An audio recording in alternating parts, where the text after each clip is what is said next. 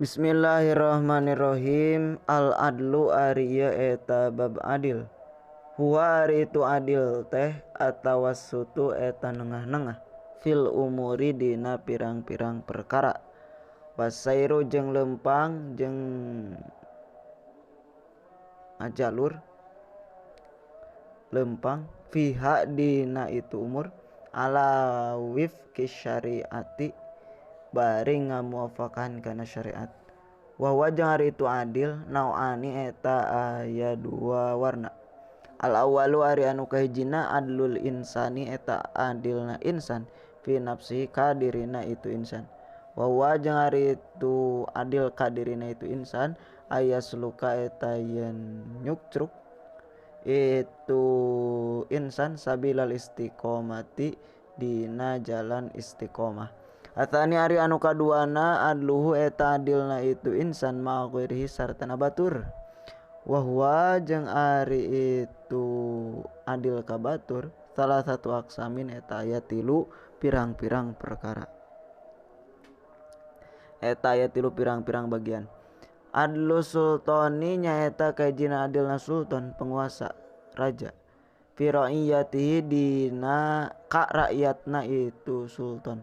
Bittiba'il maisuri kalawan nurutkeun kana kagampangan wa i'ta'i kulli dzi haqqin jeung mikeun kasaban-saban anu ngabogaan hak haqqahu kana hakna itu kulli dzi haqqin.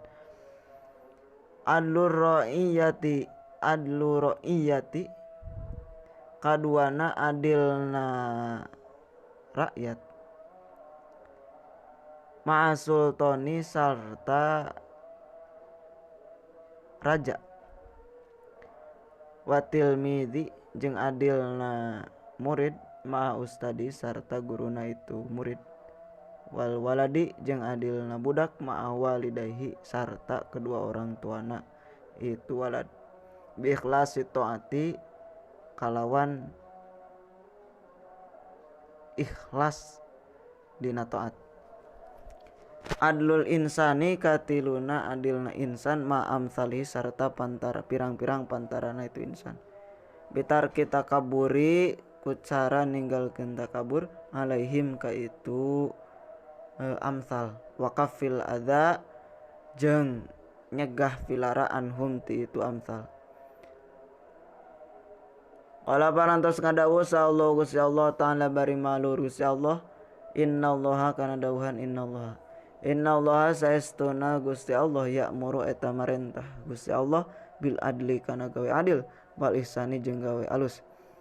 Amal adlu anapun ari adil faqad arafta tah eta nya geus apal anjeun hu kana itu adil. Wa amal ihsanu jeung anapun ari ihsan bahwa tah eta ari itu insan kama eta teu beda saperti perkara anu tetep ieu mah teh fil hadis aya dina hiji hadis anta budanya eta hadis anta buda.